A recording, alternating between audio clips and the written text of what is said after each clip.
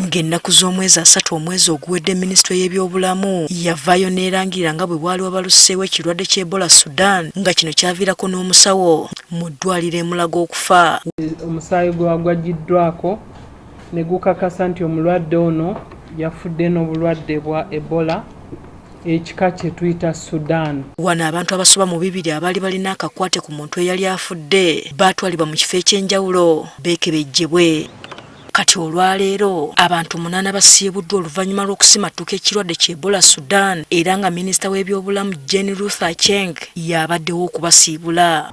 The remaining 8 cases have all done well and are due for discharge today. 7 of them received treatment at Mulago National Referral Hospital Isolation Facility and 1 received treatment from Mbale Regional Hospital Isolation Facility. Wadde tumaze okusiibula abalwadde baffe bonna ababadde balina Ebola olwaleero nga bagenda eka, tubawadde ebyokozesa kubanga ebirala balina okubeera ng'era bakyakola precautions awaka.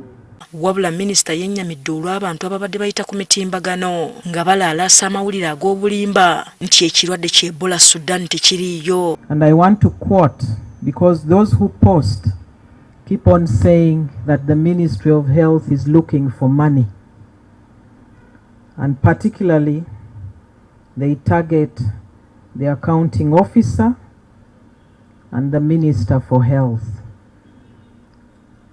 saying we declare outbreaks whenever we have run out of money and we want money for ourselves. I want to stress that there is no ministry that can declare an outbreak when there is no outbreak. N'abasawo 91 abaali batwalibwa mu kalantini basiibuddwa. The ministry urges the public to welcome them back into their communities as they never had Ebola and pose no risk to public health. Minisita era agumizza abantu ku bulwadde bwa mpox nti nabo bwakulinnyibwa ku nfeete. And again, let me stress here that even if any outbreak were to occur, Uganda has the capacity to control it. Asfa Navuma, agafeeyo ku Spark TV.